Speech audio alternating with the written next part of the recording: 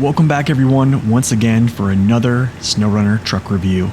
Today we're going to take a look at two new trucks from one of the better DLCs that Saber has created, the Burlak 8x8 and the Neo Falcon 2000, which are both scout vehicles.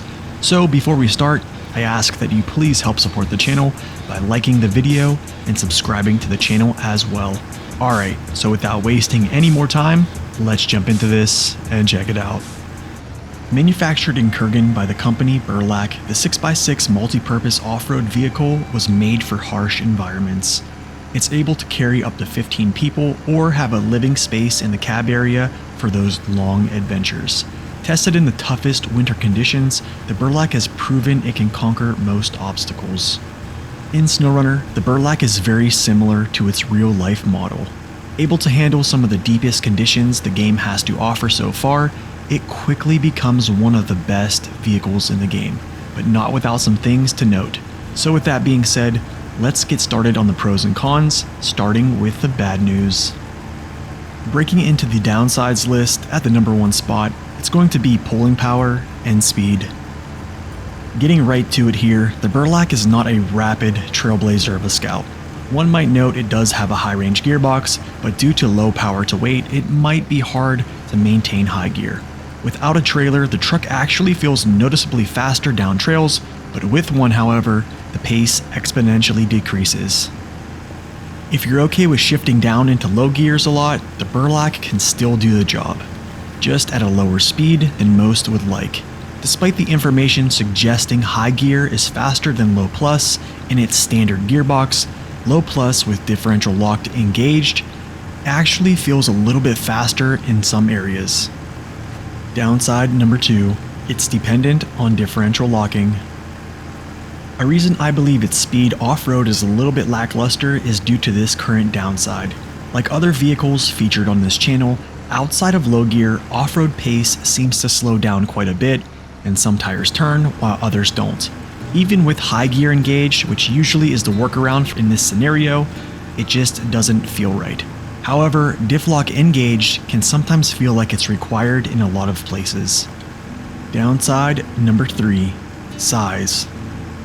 As you probably already noticed, the Burlak is a very large scout with a tall silhouette. I believe this could hinder doing things that smaller scouts shine at doing, which is shortcuts through trees and a very few mission sets that require smaller vehicles to squeeze into. In recent phases, this actually hasn't been much of an issue, but if you love those shortcuts, just keep this one in mind. Downside number 4, low-powered crane. This downside essentially isn't a big deal. Why? Because after examining and testing the Burlak, I don't believe it should be used for towing cargo on a regular basis with so many other hauling class vehicles currently in the game. I believe it's definitely capable of doing so, but with difficulty. One of the best examples of why the vehicle should not be carrying cargo on a regular basis, other than it having a weak engine, would be its crane strength. While the Russian blue crane is weaker noticeably than the yellow US crane, the Burlak's crane is even weaker, making it difficult to pick up even the lightest of scouts, unless it's very close to the vehicle itself. And finally, coming in at downside number 5, questionable balance and hard to get upright. With the Burlak's weight distribution being in the chassis and its heavy wheel weights as well, the Burlak actually doesn't feel tippy, but it definitely doesn't recover well when jarred off balance by obstacles. This might be something to note. However, if you do tip over, it is very hard to get back to its wheels via the autonomous winch. My speculations is that I think it's partially due to the vehicle height and narrow set winch locations on the vehicle, which would make this very hard to tip over. As you can see, there's not many downsides here, folks, but a few standouts that you probably should take note of. Yet I think it's time to move on to what makes the Burlak one of the best scouts in the game. Here are the pros for the Burlak 6x6. Breaking into the upsides list at the number 1 spot, all-wheel drive and differential locking. While I firmly believe that an always-on differential locking would greatly increase off-road speed, The switchable features work nicely, especially with a low plus producing decent speed. Yet our next upside clearly is the most impactful. Upside number 2, tires and ground clearance. Never have we seen a Scout with this large of tires. Let me be quick here to explain. Only a handful of trucks in the game can currently traverse super conditions like broken ice, super snow, and super mud. But the Burlak is the first Scout to be able to do all these things with ease. I must also add that its tires are studded, so yes, they act as if they are chained tires as well. Despite its downsides we listed previously, this upside clearly overshadows them all. Upside number 3, trailer support and durability. Prior to the release of the live server Season 11, I believe the Burlak could only haul large trailers like a hybrid Scout similar to the F750. But now it is the first vehicle ever to have 2 different hitches supporting both large trailers and Scout trailers as well. I do have my reservations regarding Saber's decisions for this, but it sure opens up the arguments to add trailer support for other Scouts. Next, I must mention that it's essentially more durable than the F750 with a relatively durable engine as well. And lastly, the tires are much heavier than the other Scout vehicles, so they're less prone to taking damage based upon the vehicle's speed and the heaviness of the tires. Upside number 4, off-road performance. We all knew this upside was somewhere in the mix, but for anyone who has driven this thing with some experience in the game understands it is insanely strong. Speed or no speed, being able to tackle every type of super terrain there is in the game has to be recognized. In addition, I previously mentioned its tires are studded and act as chain tires, making it the only truck in the game to have this feature. And finally, coming in at upside number 5, versatility and insane range. In my eyes, add-on capability and versatility mean 2 completely different things, so I was a little conflicted here. I felt the Burlak was versatile even with a low-powered engine and crane, yet I feel it's strongest with smaller Scout trailers or going purely alone.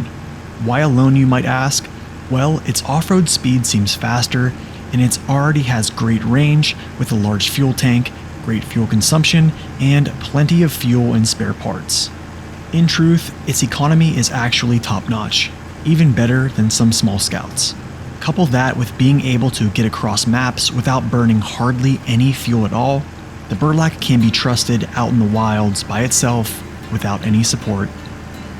So in conclusion, some questions arise. The first one is, has the Burlak power crept almost every Scout in the game? Pretty much so. Do I feel they've made it too strong? Yes.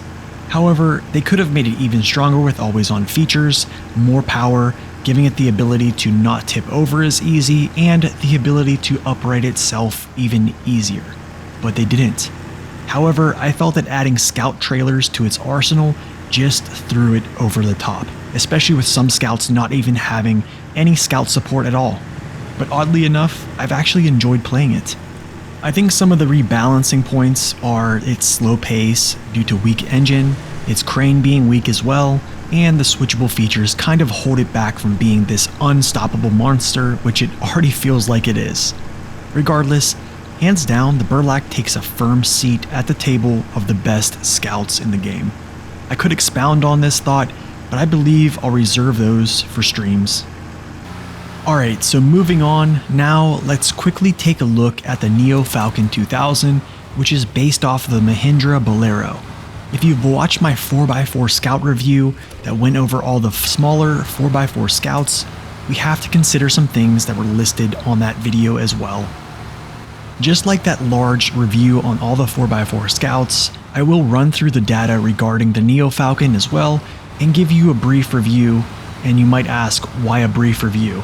Well, this is simply because the smaller Scouts really aren't a large part of the game, and all have similarities and strengths and weaknesses with only a few outliers in some areas.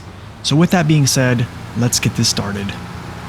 The first piece of information we need to mention is the Neo Falcon is outfitted with the smallest scout engine in the game, at 50,000 torque, which really isn't a huge deal here because of how light the vehicle actually is.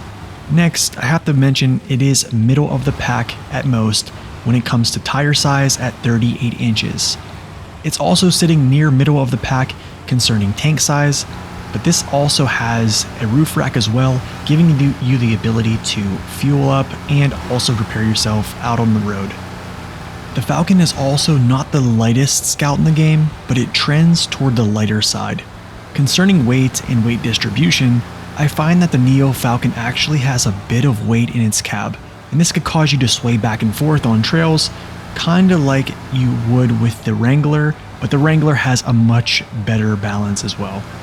So with all those things mentioned, essentially it feels like a more capable CJ7 Renegade that has the ability to haul scout trailers and a less capable Con Sentinel. Yes, it can haul trailers, but be aware that your bumpers and spare tires can inhibit that. The ability to haul trailers is not so good, but in truth, most scouts feel overwhelmed by the weight of scout trailers. And this doesn't exclude the Falcon, but it can be done.